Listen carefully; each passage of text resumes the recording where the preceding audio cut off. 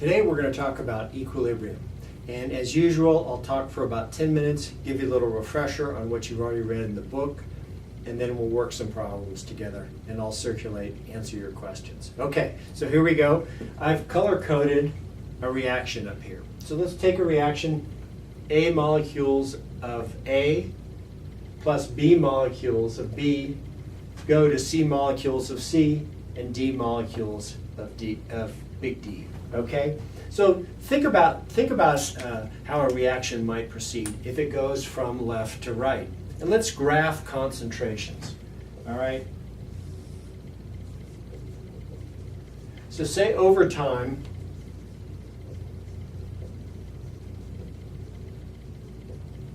if we have concentrations on the y-axis, well, what would happen? Okay, if we start with reactants A and B, say A starts pretty high. Presumably over time, A is going to come down, right? The reaction is going to go to the right. And B, we're going to start with a fairly high B too. So let's say B starts here, and B comes down eventually and goes to the right as well. Well, what happens when the reaction goes left to right? We know that C and D then are going to be created. So C might start out very low, and it'll grow in with time. And D likewise starts out at 0, and it grows in with time. So we can take a snapshot at any one time, any point across our x-axis here, and look at relative concentrations as these things react. But look what happens if we go far enough out. At some point, reactants stop changing, okay? And so let's pick that point. Say it's right about there. And what we say then is those reactants, the reaction is now at equilibrium. The reactants and products are no longer changing, all right? Reactants have reacted together to create a certain amount of products, and after that they don't change. And that's what we call equilibrium. And it turns out that every reaction has some level of equilibrium that when you combine certain products and certain reactants, the nature of those products and reactants is such that they will reach some equilibrium where they have some fixed concentration of product and reactants. And that concentration won't change thereafter. Now, it doesn't mean a couple things. One, it doesn't mean that all the concentrations are the same, right? It's going to reach some level, like we've shown here, where concentrations are different. So one, concentrations aren't the same. Two, it doesn't mean that there's no reaction going on. Look at the arrows here. We've got a forward arrow and a backward arrow. And what we say is reactions come to a dynamic equilibrium, meaning the reactions, forward and reverse, are still going on, but they're going on at the same rate.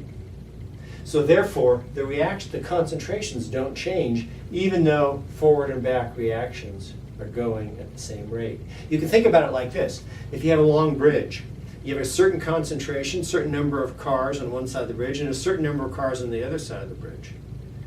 If traffic is still moving across the bridge, but cars are going in each direction at the same rate, the numbers of cars on each side of the bridge don't change.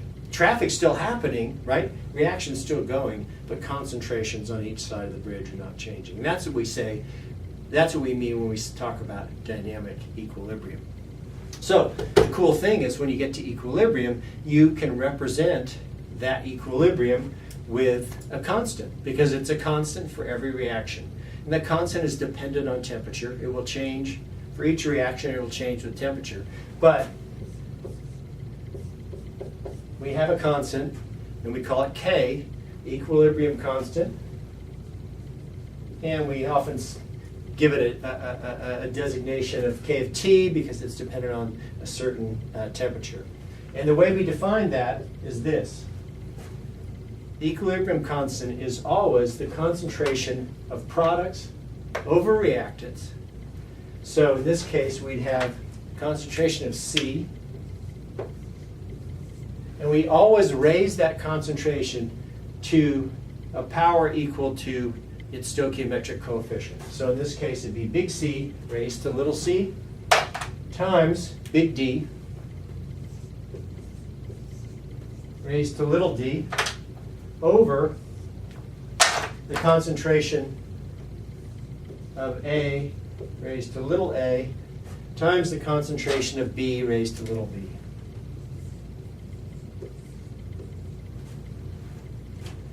It was back in the 1800s that chemists figured out the law of mass action that says every reaction is going to have an equilibrium constant equal to this ratio of reactants over products. What's the value of that? Well, the really cool thing about that is you can use that to describe every single reaction. So what would happen if your KEQ, let's say KEQ, equals 10 to the 10th? Huge number, right? So what does that say about the reaction? If we look at our ratio of products over reactants, and we know that ratio is a huge number, it means most of our reactions have been consumed and have turned into products. Graphically, we might show that as looking something like this. We know our reactants ended up at big concentrations. Our products ended up at big concentrations, and our reactants were mostly consumed. So they came down to very low concentrations. All right? So we're still at equilibrium. Note that we get to some time here when the concentrations no longer change. So the reaction still comes to equilibrium.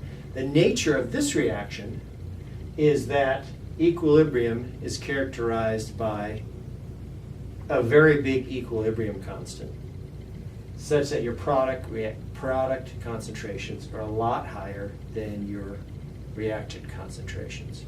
So it's very cool. It tells us something cool about the reaction. Likewise,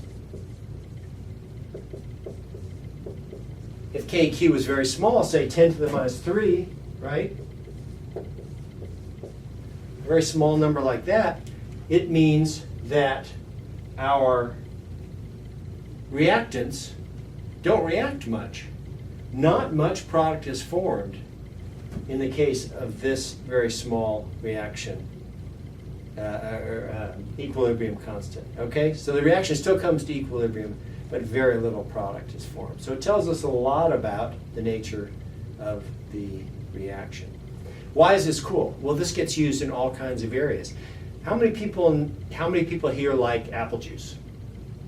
Okay, everybody likes apple juice. How many people love apple juice? Okay, 5 of you. Okay, so it turns out that those 5 of you probably have a single genetic mutation that makes a receptor up in your nose more sensitive to one of the main molecules that's found in apple juice. So if we look at how that happens, a receptor, and let's erase this, give us some room. The receptor in your nose binds an apple molecule.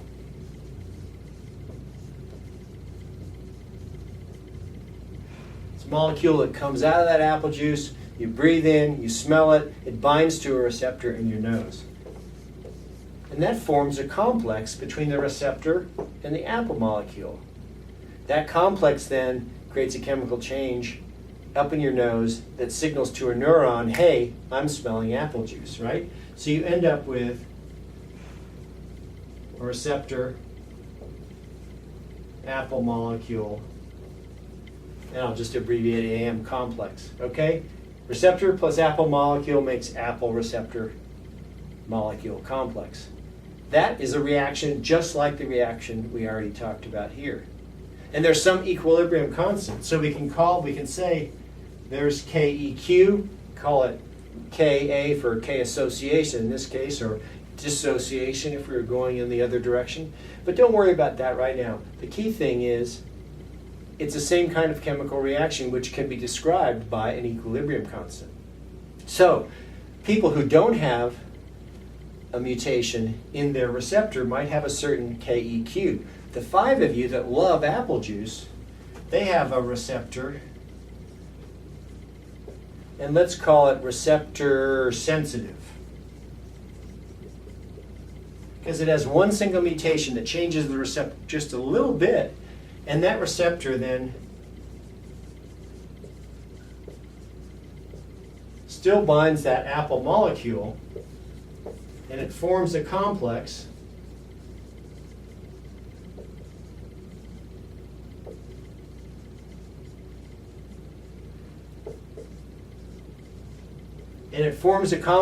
that's characterized by a certain equilibrium constant, just like this reaction. But in this case, the KEQ for the sensitive is going to be what? It's going to be greater than KEQ for the normal person without the mutation. So this would be KEQ normal. I hate to say normal because both of those are pretty normal, but it turns out that there are fewer people that are more sensitive than are the people without the mutation. But the point is, we can characterize that by an equilibrium constant, and that's what makes equilibrium constants so cool. Okay? Now, today, what are we going to do? We are going to take equilibrium constants, and we're going to work some problems. And you're going to be able to start with certain concentrations of starting molecules, and given the equilibrium constant, figure out what the concentrations of all the molecules will be once the reaction reaches equilibrium. So let me work one example for you.